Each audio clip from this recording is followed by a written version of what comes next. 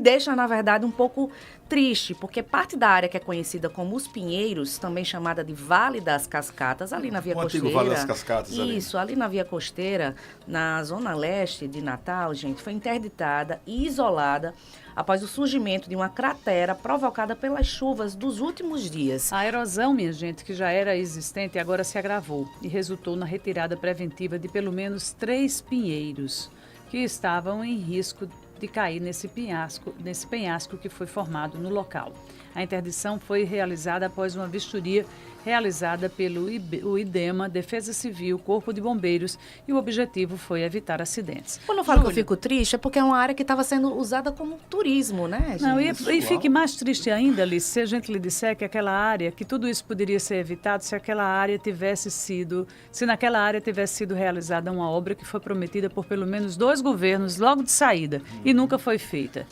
É uma obra, realmente é um investimento para o turismo e que a população passou a usar porque descobriu uma bela paisagem em Natal e foi lá e começou a ocupar a área de forma irregular. E aí deu no que deu. Desordenado, na verdade. Né? Irregular de forma desordenada, cada um fazendo o que queria daquele espaço. O governo sabia que aquela área tinha um potencial imenso para melhorar a nossa infraestrutura de lazer, principalmente para os natalenses. Prometeu 2 obras, encheu de tapume com fotografias belíssimas. Eu lembro que isso foi feito no governo Robson. Lindo o projeto que estava lá. Se gastou dinheiro, inclusive, com publicidade e dali não saiu absolutamente nada. Resultado, veio a chuva, uma erosão tremenda e 3 daqueles pinheiros já tiveram que ser retirados ontem pelo IDEMA. Mas a gente está falando de governo Robson, não chega mais para cá, porque Fátima fez uma promessa, sabe quando, pessoal? 2020.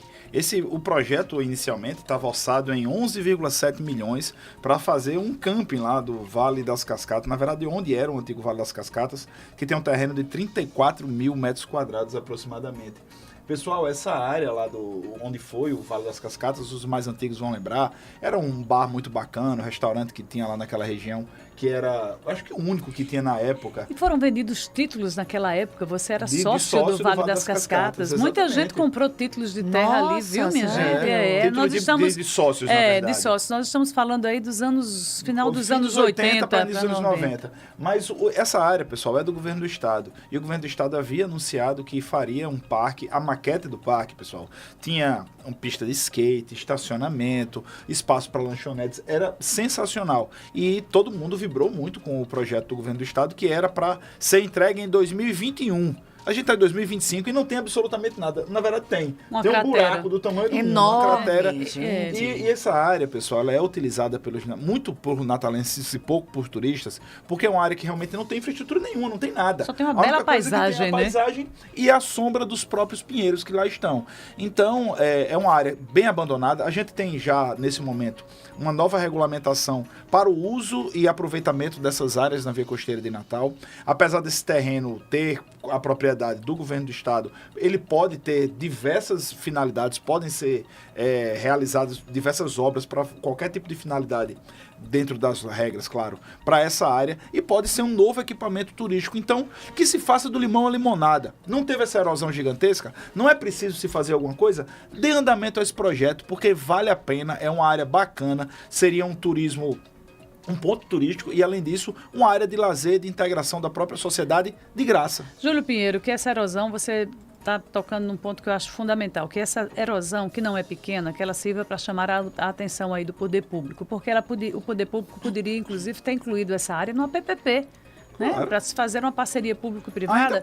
Ainda pode se fazer isso. Agora, primeiro, vamos salvar esses pinheiros aqui, viu, minha gente? É preciso cuidar para que essa chuva que eu soube agora, o ouvinte está dizendo, está chovendo muito em Recife. Geralmente, quando chove em Recife, a chuva se desloca para aqui no litoral e chega à capital. Então, é preciso se fazer alguma coisa também para impedir que essa erosão aumente e chegue nessa área de coqueiros. Para quem está assistindo a gente, de Pinheiros, quem está assistindo a gente no YouTube, já vê que há uma proximidade aí da erosão com toda essa bela paisagem que nós temos nesse trecho da Via Costeira, né?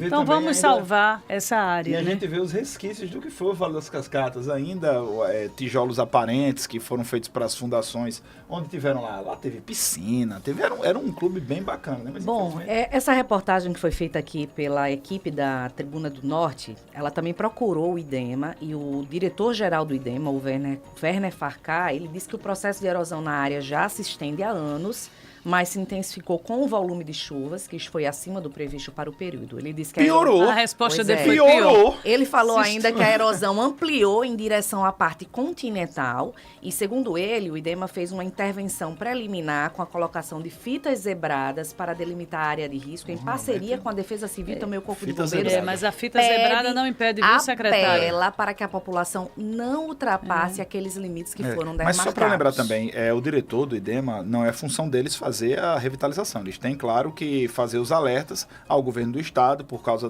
do problema ambiental que lá tem. E eu não sei se o governo do estado foi negligente ao não atender o pedido do IDEMA, as orientações do IDEMA, ou se o IDEMA foi omisso em não fazer nenhum tipo de orientação sobre os riscos que tinha essa área. Porque realmente é uma área que poderia ter acontecido algo pior, pessoal. A cratera é grande e lá muita gente circula. 8h17